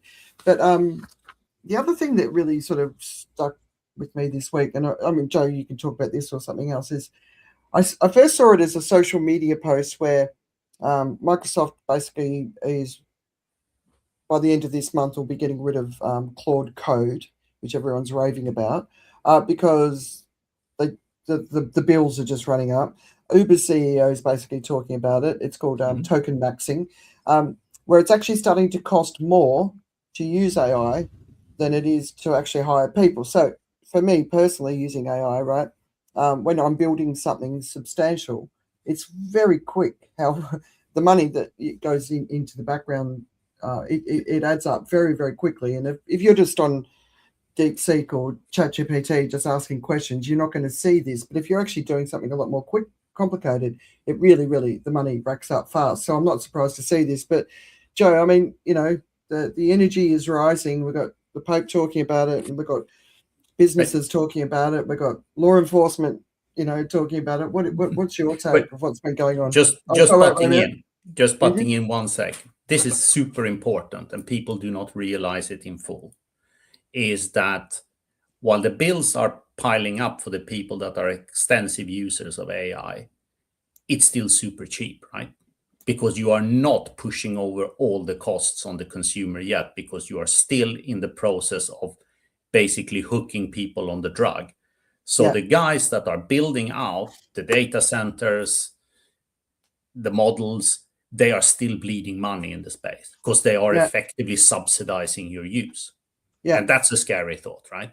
Yeah, it is. And what it makes me think, Richard, it's interesting, and it's something I want to warn people in my community about, is I'm seeing how quickly the costs can add up, but I know that this is the year to do it, because next year we're probably going to start to see how much it truly costs. Yep. However, if you build a lot of stuff that sits on AI, then in the future your costs could be practically unaffordable. But once you built it, like if you build your website on AI, which I've been encouraged to do, then I've got a website on AI which might cost me a hell of a lot more than I'm currently paying right now. I don't know, Joe. What are your thoughts? Because you pay much more attention than I do. I'd like to keep on speaking this way now. Of course. I think if you look at the way AI has been utilized in the workplace, what actually it is become a very lazy way of doing things. So the moves by Microsoft as well as Uber, that's a lot to do with the pace of developing when you don't have to pay for things, right? When you have a license and you're just using tokens freely. You're just going to say, nope, no, try again and do this again. Now you keep setting it back. You keep setting it back and using it up. So the story in Microsoft is not that they're canceling all their licenses. They're canceling a lot of their licenses. They're reducing the number of licenses that they're going to be subscribed to because of that kind of excessive usage. So I think of this a little bit like, just purely on the business side of things, I think of it the way there were protests about fuel and fuel consumption and cars back in the day, right? It's like all these gas guzzlers, and we should not use this, protect the environment, all the different reasons for not using petrol. And at the same time, you had the people who got so excited about using cars, and they got really into the cars. So there is that thing happening simultaneously. If you talk about the cost, for instance, if Microsoft begins to cancel their licenses, where you'd lose your corporate account, I'm going to see a lot of individuals who work for Microsoft who used to use this thing on a paid account. The bill is going to shift to them. They're going to start using their own accounts to do such things as well, because it's still a necessary tool. It's the thing that they're going to use. So I don't see the bill being paid the usual way, but I think the bill is going to be paid in a different way. I mean, you may have heard about the latest news, which looked like clickbait when I saw it, but then I saw the source and went, oh, it's real. Meta is introducing subscriptions for Instagram, Facebook, and the other properties. And I thought, okay, this is new. And that's also coming from a point of view because they've invested so much in AI. Now the investors are going like, okay, let's see what we can do about revenue. So the pressures on the bills are being shifted around, but I think there's still a lot of enthusiasm for the use of the tools. The question is whether the bosses are going to say, well, we'll pay for those, right? I mean, I think I paid for you as a person who knows how to use these tools. Maybe you should put some of the bill, when you were doing this thing. Like it's like your gym memberships. I think things are shifting around where companies are not paying for everything now. They're just paying you enough so you can afford it yourself. But I don't think that's a fair argument, because I was there at the beginning of all of this when they wanted to do the monthly subscriptions, right? And there was no appetite for it, so they came up with an advertising model. So we are the product. Our data is the product. They're taking our data to program AI. They're advertising to us. They're doing all this sort of stuff, and then they're going to add a monthly bill. And what percentage of the world doesn't have a credit card? What is it, 3.2 billion people on Facebook these days? So what percentage of their customers can even pay a monthly service? And if I do pay a monthly service, which I probably would, because, I keep in touch with my mum and my sister and my brothers and extended family, right? Do I still have to suffer the ads? Do I still have to suffer all the other bullshit that they've been putting on me for all these years, right? So, okay, that's fine, but how well is this being thought out? And then you go back to the AI question, because they're desperately trying to get us all onto Meta AI. I won't go anywhere near it. That's one of my protests. Grok and Meta AI, no, they can get stuffed. But yeah, if I pay, what's going to be different for me? Can I get control of my own algorithm? Can I, all that sort of stuff? Or is it just going to be, I'm just going to pay for what they currently offer and everyone's leaving? I mean, think of your community on Facebook. How many of them are really, really active anymore? It's a tiny, tiny percentage. And it's not because the algorithm isn't showing me their feed. People are sick of it. They're just, maybe once a week, they'll go and see what their family or friends are doing, but they're sick of it. So, I don't know. Was there anything about that? I haven't read into the details of it, but I think what's going to happen is pretty much the thing that's been happening with YouTube and Spotify, right? Where you get essentially you've been getting free access all this time, and we know it's getting irritating with all the ads and stuff. And so that incentive is really to kind of move you to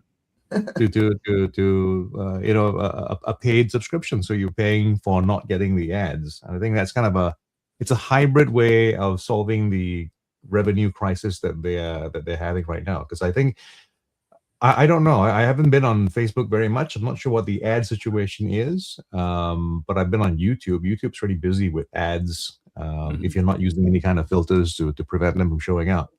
And I've thought on occasion I should maybe think about going onto YouTube Premium just to avoid all that stuff. The thought leaves me very quickly because I'm Eurasian. But I think that's the way that model kind of works, and I think it works actually. For a good part, enough of the market. I think all you need actually is enough of America. Usually that's the thing. You just have enough of America think that I need to do that, and it will be done, and it will make it viable. So the rest of the world may behave differently, but I think for platforms, like Meta, especially, I think a lot of the revenue that drives Meta doesn't come from the rest of the world. So in a sense, the American consumer is subsidizing a lot of the rest of the world as well in some of these things. But we're not being. But it's not subsidizing them because. No, I mean even the advertising, as in like in the US, even if you're not paying for it yet and you are the product, the advertising that is thrown at you because you are the product, I think the Americans take the brunt of it. So when I listen to shows right now, I consume a lot of media. I hear all the ad breaks starting, but I don't hear the ads in the middle. And I think what's happening is the American consumer paying with their time is subsidizing us, right? So in a sense, we're lucky that the advertisers haven't found us yet on this side of the world. I don't know. Get onto an Indian publication. You'll get about 500 ads on one page. But I was just going to just looking. So there's 1.3 billion unbanked adults globally. I don't know if you're aware of that. That's actually a lot less than it used to be. But 75 to 80% of adults do not own a credit card. But 80% of adults now have a formal bank or mobile money account. So you look at what India did to get people onto mobile phones. And it was, you'd see these signs all up over India. You'd ring and hang up before, so you didn't get charged for the phone call. They would then call you, the business would then call you back. So they paid for the phone call. So that was how, and then all the tuk-tuk drivers would be selling SIM cards and data cards, which is how they got so many people on. So maybe it's through that, which is linked to a bank account. But like when you think about it from a logistics perspective, it's very difficult. And then, the Asia Pacific is economically as big as Europe. I think it used to be the case that this region, I remember back working with the technology analysts back at the beginning of the century, e-commerce in Asia was considered, nothing. Today, I don't know what percentage of the e-commerce market worldwide is, but it's got to be significant for Asia. I mean, just I think companies like Alibaba and Lazada and those sort of companies really brought it to the fore. So, yeah, I don't know. Anyway, we've got a couple of economists here. Any thoughts? Plenty. No, of course, Asia is massive and growing in importance because that's where you have the growth in the world, largely speaking. And it will continue to dominate lots of the thinking behind how you effectively expand these business models. I think Joe is right, though, that at the moment, the US consumer is in some way subsidizing the rest of the world through these platforms because of the absolute amount that's getting thrown at them. But how you move, if you look at the multiples of these companies, they're still very, very elevated, which means people are pricing in very rapid earnings growth into a world where actually economic activity, I think, will be under severe constraints going forward. I'm not sure how you fulfill the market's belief on that earnings growth, because somewhere down the line, someone has to start paying for stuff much more. I mean, anyway, I was just looking. I was just looking at a figure, right? 60 to 62% of all global e-commerce comes through Asia, right? So we're not talking a small percentage; we're talking a large percentage. But this idea that we have to pay for a service, and we're paying, and it was always a service that was built on the fact that they knew they couldn't get the consumers to pay, so we became the data. So we've trained the AI models. Yep. They've scraped all of our websites. They've scraped all of the YouTube channels. They've scraped everything. They've taken everything that we've got, and now they're trying to sell it back to us. Our own information, our own knowledge, they're selling it back to us, and now we have to pay for it, whereas we've always been the product, and that was kind of the whole point of the business model. Like this. Yeah, but I mean, you know, it's circular, and it's always been. That's how nature, you know, kind of. Last week, couple of weeks back, I guess, she was talking about how, you know, we live in a debt finance world in that way, and that's exactly what it is. And I think that I think that we're going to find it's going to continue. It will find a way to do that. It's just like, you know, the thing that came out with the after the 2008 crisis, when it was talking about that sort of how economics of kind of Iceland, how, you know, my uncle has 1 cow, he sold it to the bank for 2, you know, leveraged up to be 4, and so on. And that's kind of what is going to happen. And you know, there'll be some kind of horse trading that goes on in the background and everything. But essentially, what it's going to do is that as long as the market valuations of these companies can continue to increase, it will be able to continue in some form or other. The money that we invest through our savings and pensions will go into that. And the nature of how governments are involved is that they are fully committed to supporting it. So I don't know how it goes and breaks or if it does or doesn't. If it does, can you see this like from a, you know, like okay, so the metaverse, right? So Zuckerberg's shown that he's not necessarily the greatest thinker on the planet. Can you see a way that this is going to work? Because you potentially could lose 50% of your customer base overnight, or keep them on as just being advertised, keep them on as them being the product.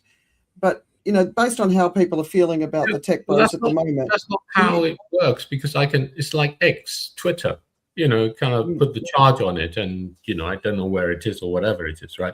You know, fastest way to lose 40 billion or whatever it is that he paid for it, kind of thing.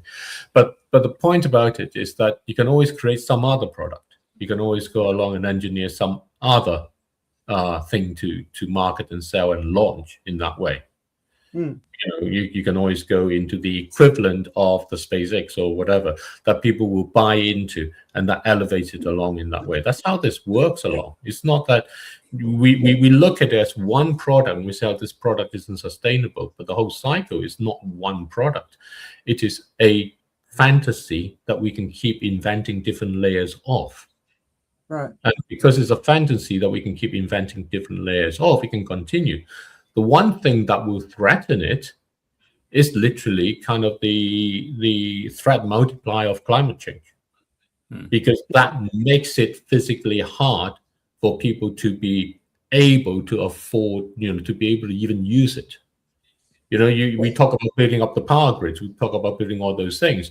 You know, they are physical things susceptible to damage, susceptible to all the problems that you can have in that way. And you know, you guys don't see any risk of the social revolution that is brewing against these guys. You don't see that as a risk to these businesses? Oh, I see that risk. But what I'm saying is that you know, for me, in the absence of climate change, those things can continue a very long way, and they have in many respects. So that's not kind of the issue in that part, because we always have this ability to to buy into the stories. That's how it works. You know, we sit here and we say, oh, this is ridiculous and that's ridiculous. I'd like to say we're right. But the reality is what, you know, kind of Mario Draghi said in one of the ECB meetings, which is, you know, when kind of reality meets fantasy, you know, it's the fantasy that wins. And he was talking about when European debt crisis and depth of those things. And that's the essence of what kind of the economy, that's why it's such a danger. Because at some point, fantasy does meet reality. And at that point, it's going to be horrible. Because nobody believes that point exists. Yeah. I always appreciate it because from a logical perspective, I'm always struggling with these ideas, right? Because it just doesn't make any sense to me that, you know, that we could be so stupid. But we're going south here, and he's sort of said, I suspect that the US wants to cool their data centers here in Greenland. They also want to mine the minerals and release the chemicals into the beautiful, pristine environment over there too. But and also the apocalypse will be a problem, as you were saying, David, right? Generally is. Yeah. But I want to move on, talking about apocalypse. Can we move on to extreme heat? Because obviously the media has been all over what's going on in Europe. How warm is it where you both are right now? Pretty warm? In the UK, the past few days have been quite warm. Actually, what's happened is that there has already been a notice sent out to say, you know, you can't really use water for general purposes other than what you really need to. So I think that's really important. Normally that never used to come, except very rarely. Now it's almost an annual event, and now it's coming on earlier. Yeah. So, and Richard, what about you? How's your garden going? Garden's under pressure, right? Because it's been very warm. Actually, today it's a lot cooler, and it's supposed to get cooler through after the weekend, I think. But early this week, we had the hottest May day ever recorded in the UK. We hit almost 35 degrees, which beat the record. And it beat an 80-year-old record. And apparently, I didn't know that, but you had very extreme heat as the Allies were preparing the invasion in Normandy. Those run-up days to early June 1944 was when you set the heat record. So it stood for a long time, and it got beaten this week. And it's been super hot. I mean, the garden is taking a hell of a beating. Luckily, I have a number of water pots that I can use, but they're running out. So I'm praying for some water this weekend, which supposedly is coming. Otherwise, I wouldn't need to start using regular tap water for my plants, right? Because they now consume a lot. They're growing like crazy. Right. Yeah, I heard some of the trees in Kew Garden got hammered in this heat wave as well, which is always sad. Well, we're hearing a lot, and of course the tennis in France, and we're hearing I think 7 deaths so far, but I'm sure a lot more will be reported, including drownings. There's been a couple of pieces that are coming out from India in particular. So Vietnam's going through an extreme heat event, but in India, so one of the titles, I think it's in The Guardian, my head spins with the heat. And you hear these people, they go home at night, it's so hot they can't sleep, they get up, they're tired before they even start the day, and then they have to get through the day, and it's 45 degrees, inching up to 50 degree wet bulb temperatures, right? So I've been doing the search for morgues overflowing in news, because the only way that we know a lot of people are dying in these extreme heat waves in Pakistan, Bangladesh, India, Vietnam is with those headlines. That's the only way we'll ever know, because it will never be reported. But it's cumulative, right? And so even if they don't die, even if they make it through, the kidney damage, that sort of thing. So that's going to create more cost burden, as kidney dialysis units will have to become more common. They've already run out of water. The water's evaporating. People are walking 10 kilometers to get water, 10 kilometers in the heat. Of course, we've got the energy crisis on top. So it's a really, really, really horrible situation. One of the I don't know whether organizations basically said the next 5 years we'll probably see the hottest years. It's like, you really think? But there's a piece in The Strategist called Lethal Humidity may be one of the climate change's most overlooked threats. I'm like, what? They really haven't done the research into this? You know, and 50% of humidity could face life-threatening heat and humidity by century's end. No, we're already facing it now. Yeah. You know, it's basically next year. I think that's. I mean, I now come to believe that's part of the storytelling to say climate change doesn't matter, is to add everything on 2100. I think that's a very deliberate ploy. I mean, it's very clear that it's affecting it. As I said, you know, getting those emails about the water levels and I can't pump enough and all the rest of it. But what the climate scientists and what the climate activists and all of them say is it's at 2100. And so I think they are actually deliberately trying to say it doesn't matter. And you know, you read Carbon Brief, you read all those things. What they talk about is 2100. You listen to We Don't Have Time and all those things. What they talk about is 2100. So effectively, what they're saying is it actually really doesn't matter to you. We're in the sacrifice zone out here, then. Yeah. Yeah. Well, I mean, you know, whatever their plan and purpose is, it is not to get people genuinely engaged with how they can thrive through the crisis we are living through at this moment. And the point about climate change is that it is a multiplier of all the risks. That's why it's a polycrisis in that way, because it compounds everything along. And what those reports don't say about the water and those sort of things is some harsh realities. A person in the UK in London uses about 140 liters of water a day, somewhere between that and 160. My friend in northwest Kenya uses 10. And somewhere between the two, we need to land. And we're not landing there because our overall water use is increasing, because every form of energy production produces heat that needs to be cooled. Yeah. Yeah. So I saw this sort of female politician in one of the states in India. Oh yes, we're having problems with water. I mean, you guys have problems with water every year. What are you doing to prepare? You know, and we've got, and this is maybe, you know, one of those AI solutions where they've got better tracking of what's going on, which water's being dropping down, where it needs to be supplied. But, you know, people having to walk 10 kilometers, typically women, in extreme heat to get water so that the family can survive. But, you know, we've got the energy crisis, so which is creating, and then we've got this incredible cooling demand. The grids are failing. People can't cool down at night. They're going to be mass deaths.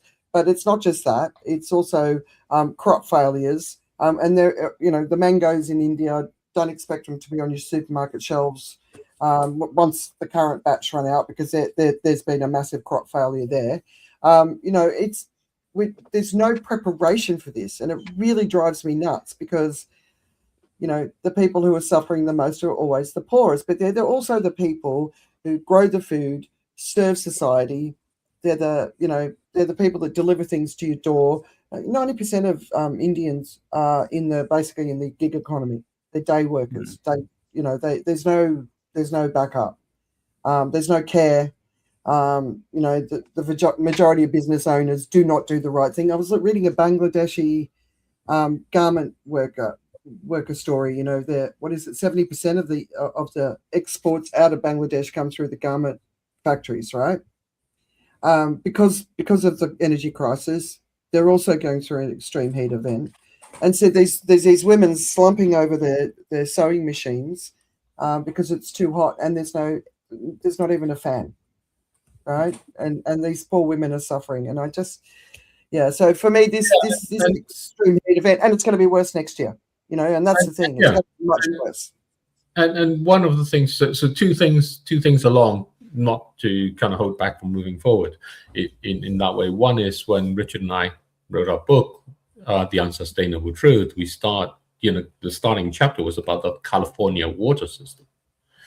And the point about that was an example of what we were doing when we face something like this, which was to let the problem run out. they had this massive plan of how they can deal with the fact that they have enormous over extraction of water, and water was becoming a problem. And what it ended up being was that, and they was divided into counties, and everyone can come up with their solutions and stuff. And they all basically proposed how they can deal with it in terms of what they can do forward after whatever. But nobody really addressed what they were using the water today. It was trying to stabilize it to some level that it would naturally run out. And that's the same with our climate situation and everything else, is that we're not actually reviewing genuinely what we need. And the other part of this is quite simply that, this is going back to the meta and the AI and who's going to pay for that and all the rest of it, is that between fantasy and reality, we all love the fantasy and buy into the fantasy. But at some point, reality comes. Yeah. So there are going to be those people who are kind of like saying, okay, what does it mean for me if reality comes? And there are those people who go along and say, actually, it's the fantasy I like to live with. Red pill, blue pill. Yeah. We're kind of in that world. Yeah. All right, Joe, you've been quiet. Give you a chance to speak because we got your AI stories in early. Anything else that you want to add to this? I was just thinking about the way when we talk about reality setting in, what actually happens is there's a change in tide.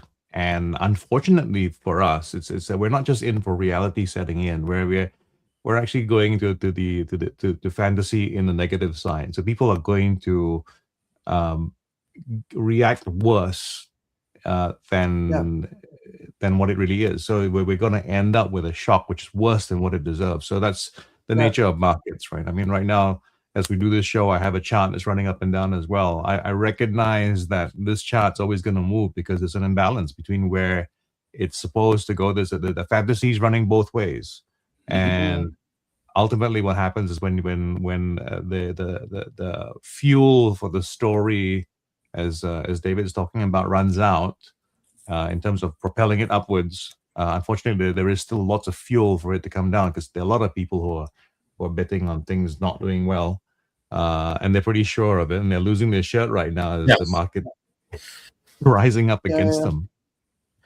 Right, I'm just sort of looking at the time. So just a couple of things. I was a bit alarmed to hear that I've been paying attention to Thwaites Glacier or the Doomsday Glacier for many, many, many years, and I've had lots of interesting conversations about it. But basically, the scientists are saying it's going to disintegrate within days, weeks, but definitely this year.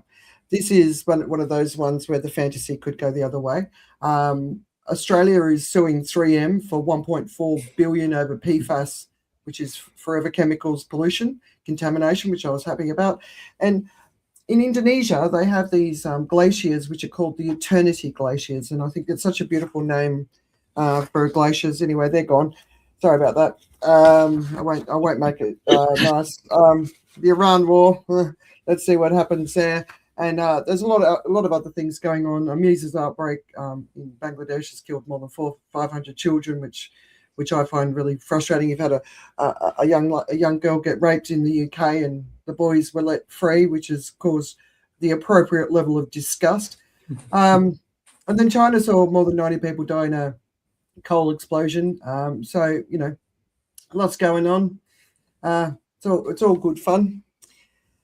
Keep the faith. I think my greatest concern is that the whole world's going to sink into despair at the same time, which isn't going to help us either. So that's why we like to have a bit of a giggle on this, even though we're talking about serious stuff. This could be the reason why in the US they're fast tracking now the approval for psychedelics. Yeah, exactly. No, I think stuff like that's going to be important. Yeah. It is. Yeah. Well, the administration needs them. Well, yeah. I think they could do with something else, but anyway. I think, nothing's certain. Sometimes I wake up and I'm like, are we still here? Yeah, we're still here. So, day by day. Day by day. It's the only way. There's a lot to be said about how you can look at life and get a perspective on it, right? So, when Mark Burnett was tasked with the idea of coming up with a show, he thought about the idea and said, okay, well, to make something like that is commercial, that can can really get the audience. What you need to do is figure out how do you make a pizza something extra special. And so what he came up with was the format of Survivor, right? So where you are put in a place where you don't have very much, you're deprived of things, and you have to compete with each other. And the reward then is a simple Domino's pizza. It makes that pizza so much more valuable and delicious and all that kind of stuff. So like, earlier when Nicola was talking about things, before she mentioned it, I really wanted to say the thing that I think keeps people going is the thought that there is a bar nearby. There's a way for that. There's a way for that release to happen, because I can't imagine this, right? I mean, if I thought about what makes a nice cold beer better, is a nice cold beer after you survived an assassination attempt. I think on that, I mentioned before about this video on Suriname, this reporting on Suriname. And there's this clip in it where a gentleman is going through talking about the development they've had and how fantastic it is. And he pointed out to the fact that over there, there's a Hard Rock Cafe. And on the other side, there's a Chuck E. Cheese. And those are kind of the symbols of the height of the development that they've achieved in that way. So the pizza being valuable, it's definitely working along there. Although neither of them serve the pizza, but Yeah. Well, it would be the only time I'd eat a Domino's pizza after deprivation. I can't stand them. the sweetness. All right. So what are you doing to keep yourselves distracted from the serious stuff going on in the world? Who wants to go first? Well, I would say, I finished my white paper, or at least the second draft of it.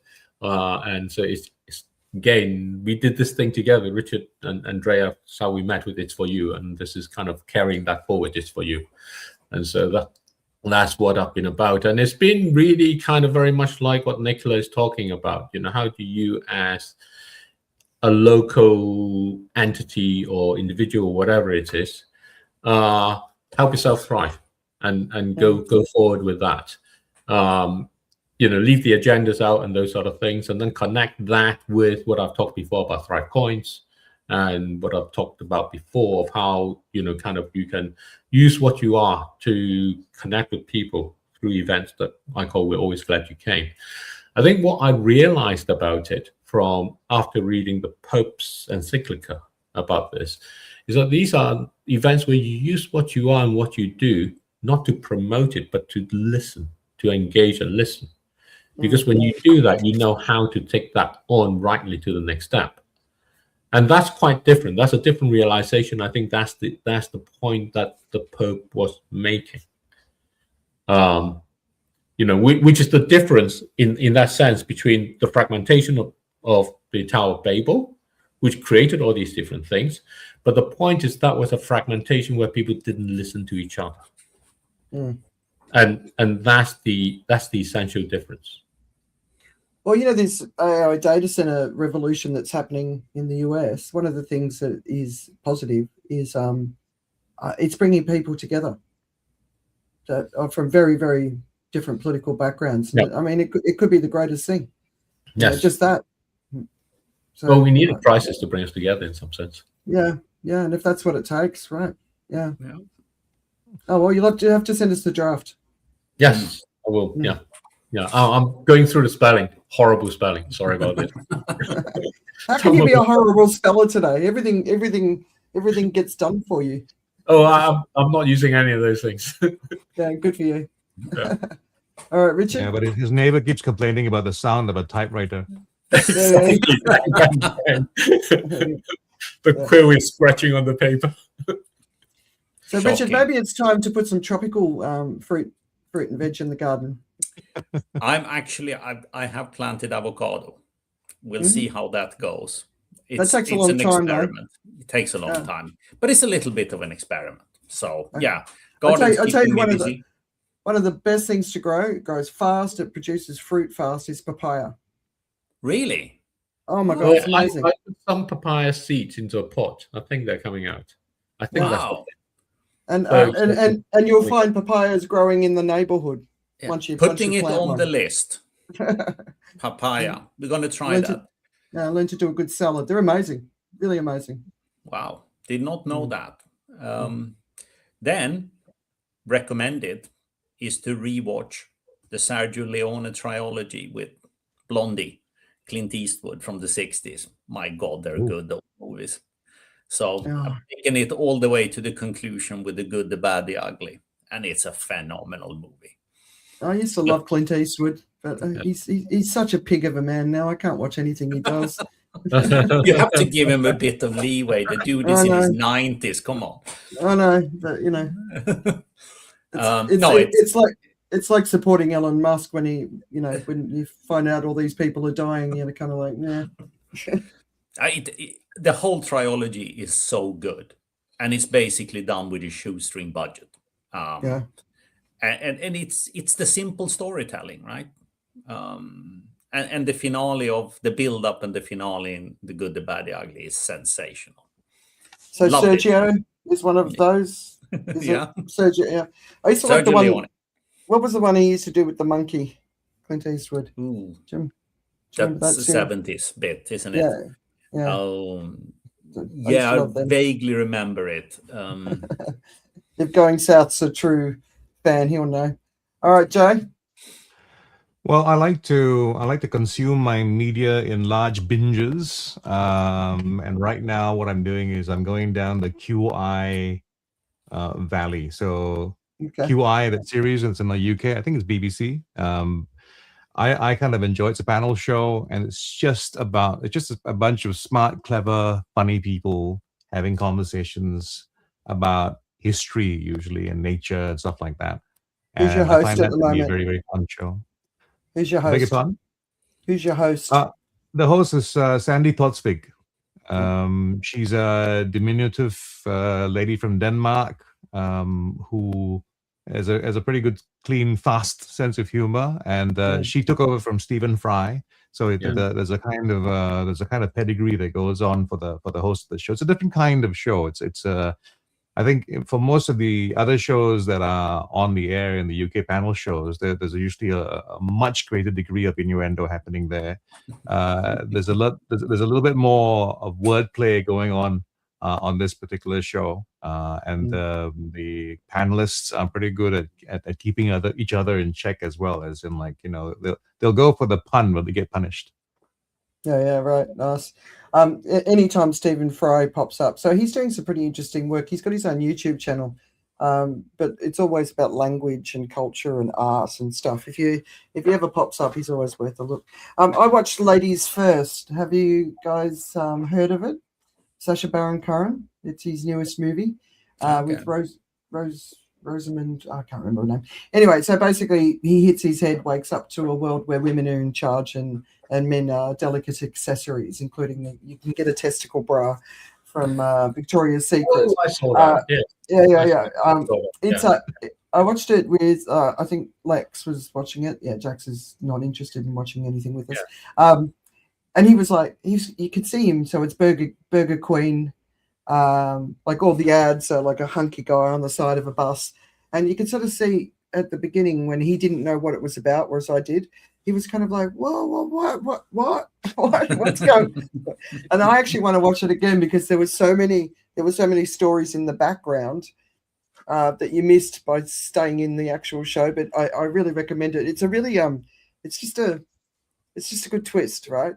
And it's got some great lines in it, and it's got this sort of twist along, you know. It's kind of like, and one of the lines I like best, I can't remember exactly how to say it, was, you know, kind of having balls, and the response was, you know, what those sacs outside your body that you scream as soon as they're kind of like touched. Exactly. Like balls, it's like, you know, the most vulnerable thing you can have. Well, in the days of rising misogyny, I think it's a fun way to sort of have a look at the topic. So I recommend it. But the ending was a bit disappointing. I'll say that. Yeah, no, it didn't. Don't spoil it for me. Whoa, wait, hang on. It didn't get the greatest reviews, but I think the ending should have been a real sucker punch, but it wasn't. some of these concepts are hard to land as a plane, and I think. But there's another show that you just reminded me of, which if you haven't watched it yet, I truly recommend it. It's The Invention of Lying. Oh yeah, no, that was hard. I couldn't do that. I found it with Ricky Gervais, right? Yeah, Ricky Gervais, correct. Yeah. Yeah. I just found that really. It was so bizarre that it was hard to watch it. Yeah, it was kind of like watching. I think of the most awkward, like a Carry On movie. You just kind of like the whole time you're like that. It's so awkward. Okay. That's okay. Yeah. But yeah, I don't know. Talk about it. Give everyone the essence. Well, it's the world basically that the story is about a man who's in the world where everyone is compelled to tell the truth. Everyone just tells the truth. So advertising is all upside down. People come in and ask questions and get real, direct, honest answers.